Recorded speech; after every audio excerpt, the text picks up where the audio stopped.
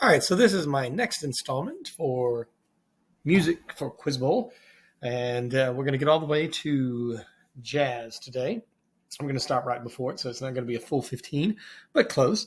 And we're beginning with number 46 on my list, and that would be Eric Satie. All you have to know is Eric Satie and the Gymnopédies, and I'm going to play for it here. I love the Gymnopédies. I'm probably mispronouncing it, but nevertheless, here we go.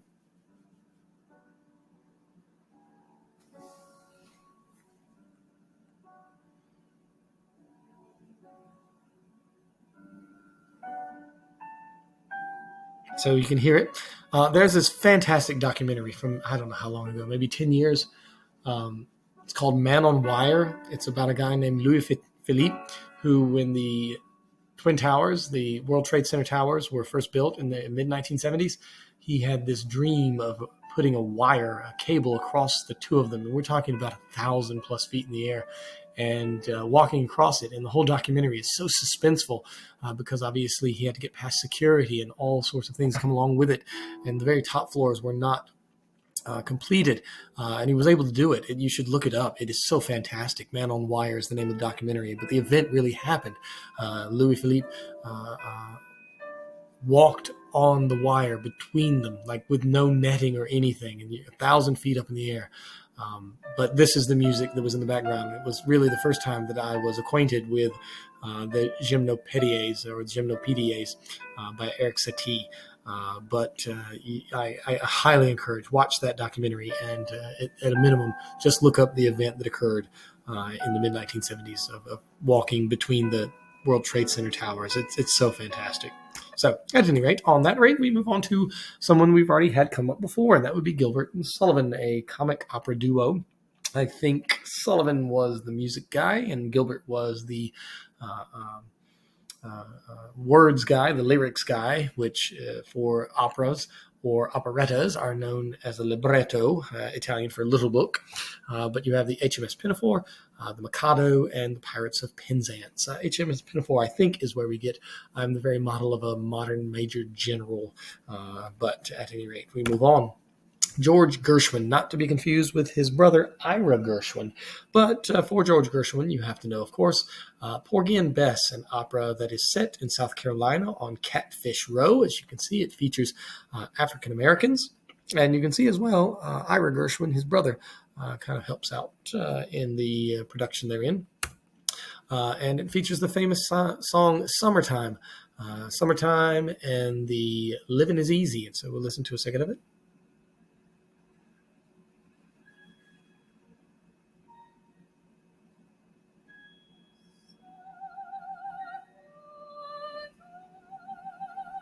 And the living is easy.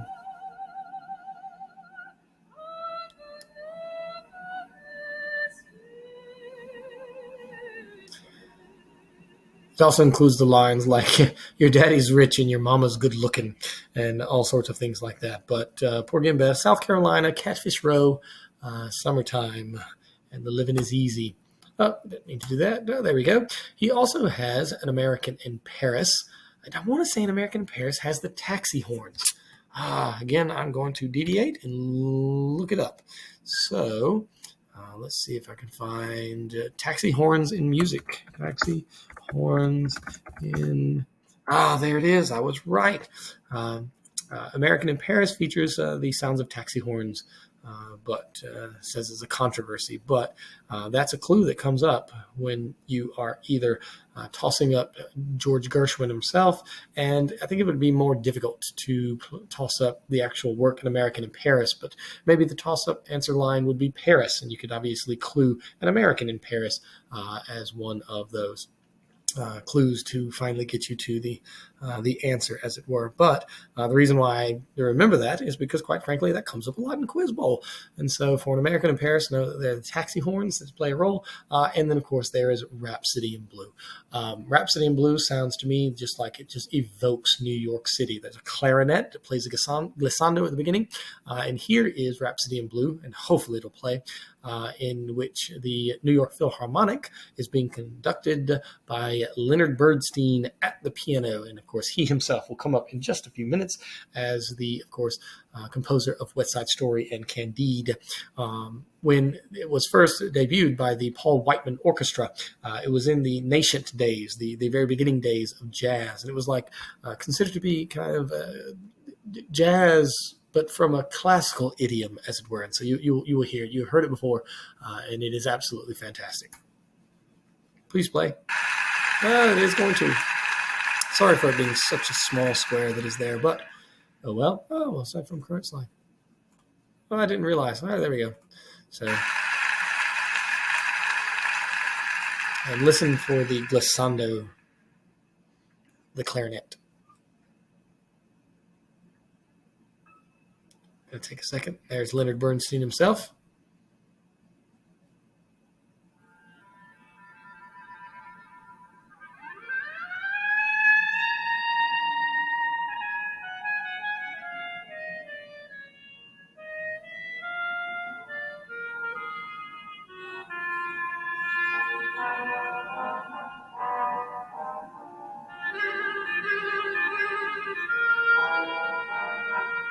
And of course, I'm lingering because it's important to know. You can certainly have heard that glissando at the very beginning. And you can hear it kind of sounds like a hybrid between jazz and classical.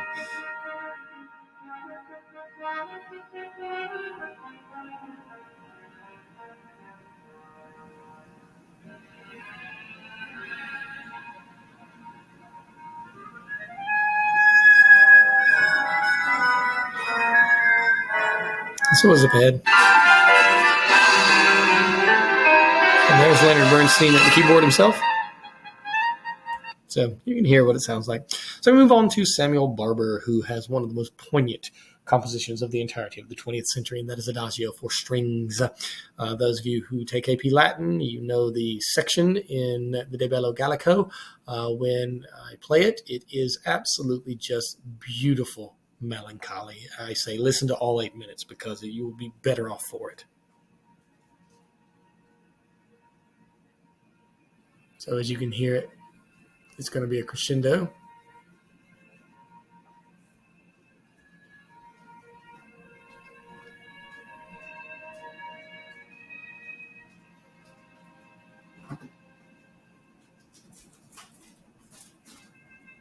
And again, it's called Adagio for Strings.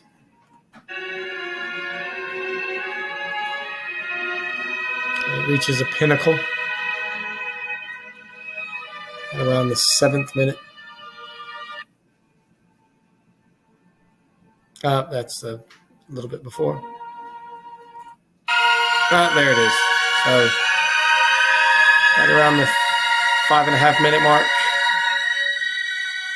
Now, of course, most famously, it was played at the funeral for JFK because it's just evoking such sadness. I want to go and confirm that there's somebody else that was played for their funeral, and I cannot remember who it was.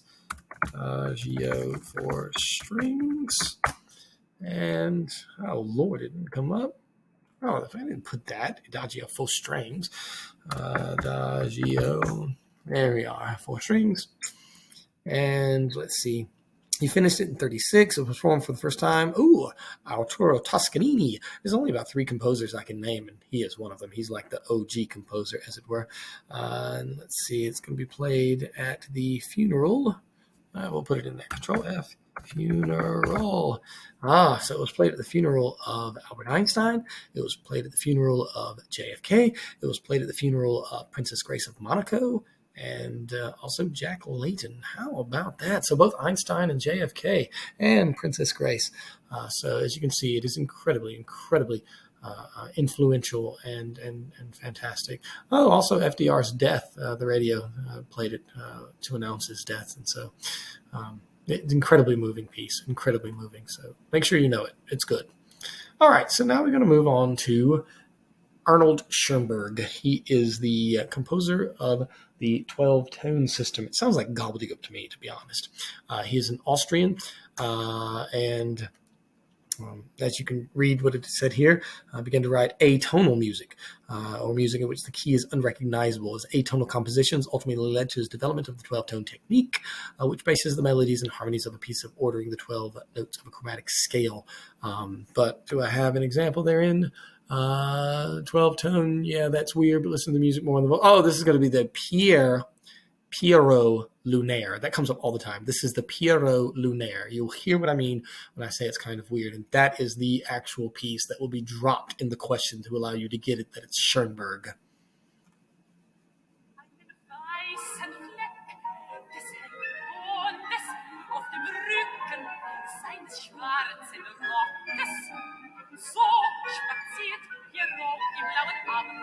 So you can hear the music underneath the voice.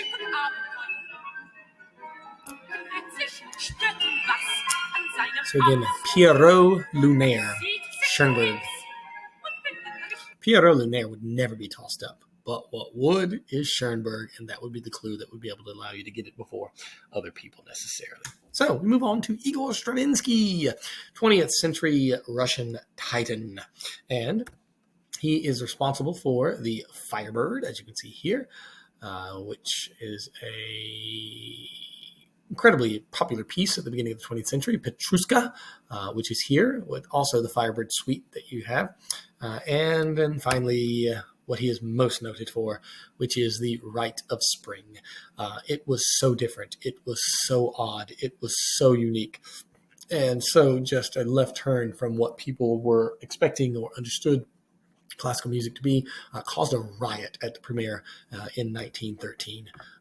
And it is the high bassoon in its very opening that you can hear in Disney's Fantasia. But I think it's worthwhile. Like all of these musical luminaries walked out immediately. So let's look. Rite of Spring. There we go. 1913 ballet, Le Sacre du Printemps. Which I was watching a documentary in jazz, the Ken Burns documentary, and apparently this was Charlie Parker's favorite piece of music. How interesting is that? But it is the avant-garde nature of the music and choreography that caused a sensation, was a riot or a near riot. And as I say, the famous people that walked out, it does not, but it was absolute just, nuts at the playing and the premiere. So let's take a look at that high bassoon that you can also hear at the in Fantasia.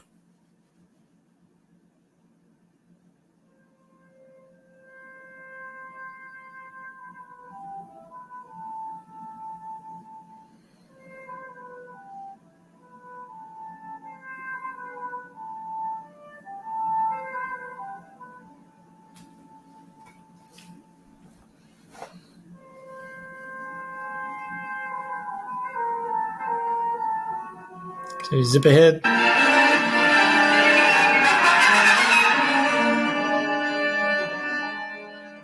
But that is Stravinsky.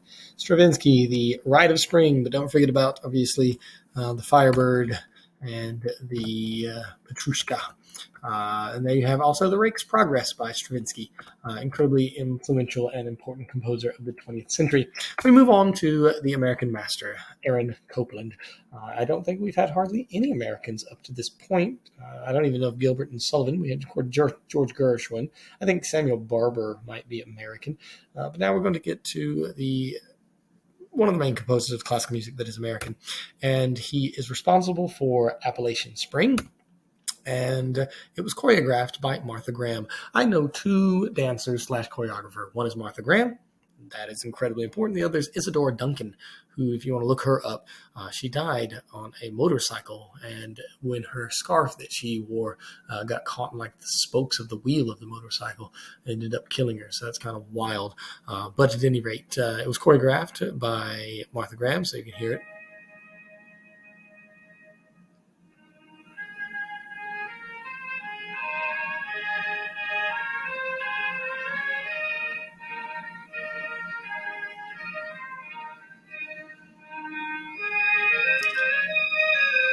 And I don't know if this is Simple Gifts, the Shaker hymn, Simple Gifts, but all the time it comes up about that Shaker hymn. Oh, there it is. And too bad we don't have it here, but it's Yo-Yo Ma, the best cellist that is currently playing, and often considered the best cellist around since Pablo Casals, who's somewhat considered to be the best cellist of the 20th century. Yo-Yo Ma, probably the best cellist of the 21st century. But at any rate, we can't hear it, but I think it's that.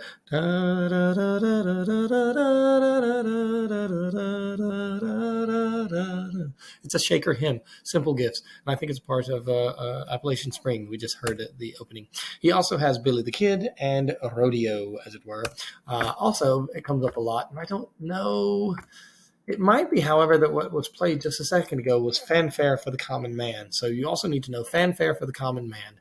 So you have Appalachian Spring, you have Rodeo, and you have Billy the Kid, and parts of those particular ballets are the works, the Shaker hymn Simple Gifts that he reworks into one of them.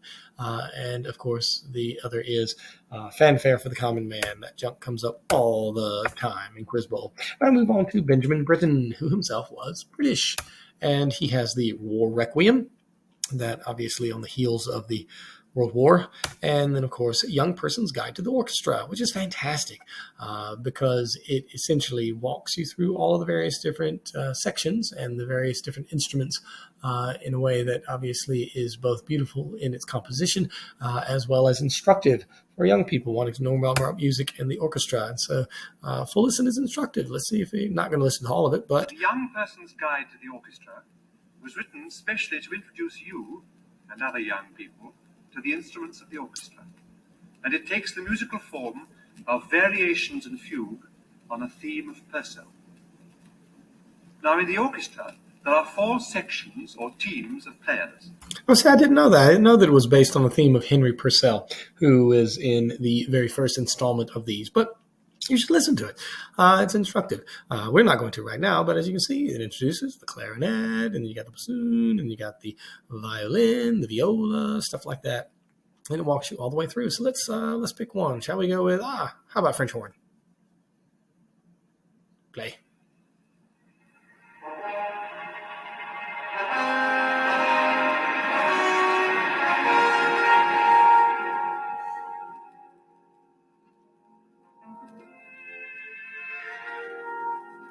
So there it is. So move on to John Cage. 4 minutes, 33 seconds. You sit with your instrument silently here at the piano for 4 minutes and 33 seconds of silence. It is just like that. So here's a guy coming to do it. You set your watch. Here comes out. You see him getting all ready. And there you're going to start it, and you're going to play nothing for 4 minutes, 33 seconds. Just stupid. I don't wish to interject my own personal opinion, but I don't know what's going on with that. So you might want to look it up. But John Cage comes up. It's important. People talk about it, but that's it. All right, Leonard Bernstein. He is the composer that is the leader of the New York Philharmonic. There are several orchestras to know in the United States, the Boston Pops. You have the New York Philharmonic, are 2 of the most famous, and he was obviously the leader of that New York Philharmonic. He's the composer of West Side Story. This stuff comes up all the time. You've got the 2 gangs, the Sharks versus the Jets. The Sharks are obviously those of Hispanic origin. I don't know if they're from Puerto Rican origin. And then, of course, the Jets, which, of course, are the white guys. And here you have coming together the Shark, which I forget his name, but there over here is obviously Maria. And it was later made into a movie in 1961 that won Best Picture. But the Jets and the Sharks, it comes up all the time. There's West Side Story. You ought to go and just make a quick kind of a summary of it, as it were. He also did Candide and On the Town, but his main work is that of West Side Story.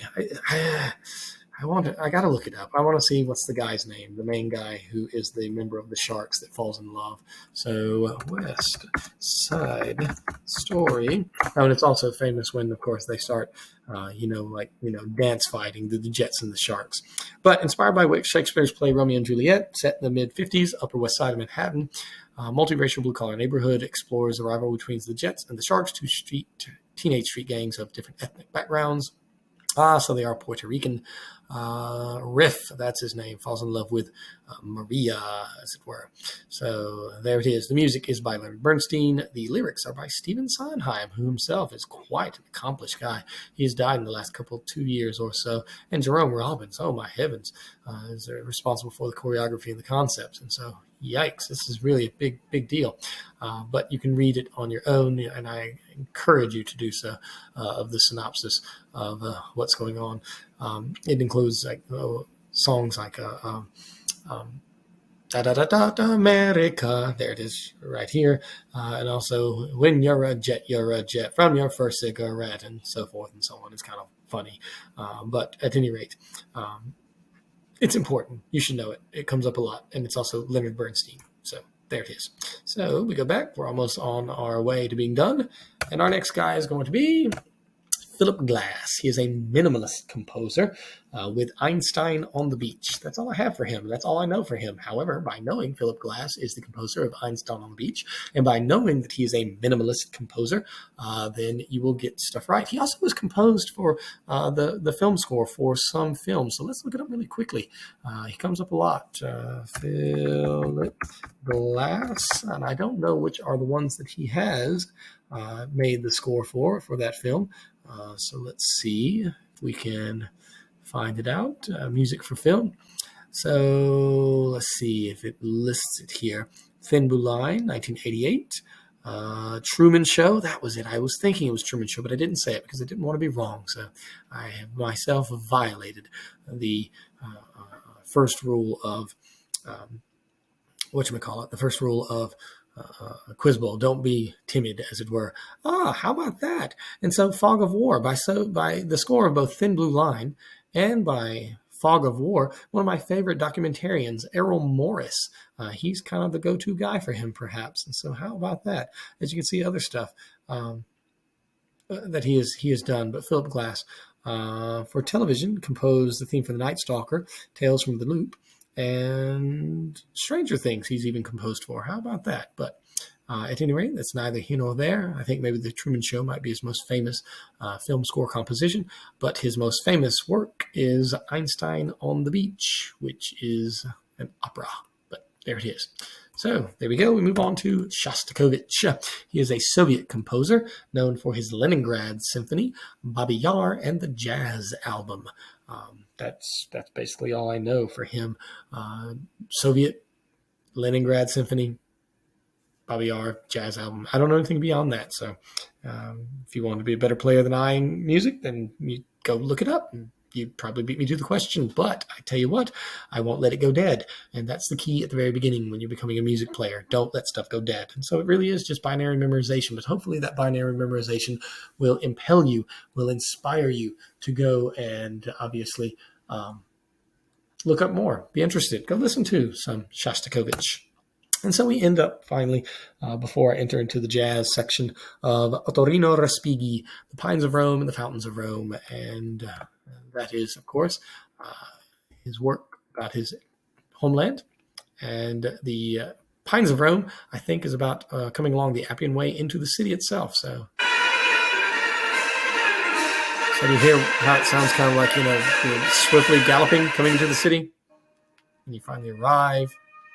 The Pines of Rome are all around you. So, and then you have the Fountains of Rome later. Because Rome has so many fountains.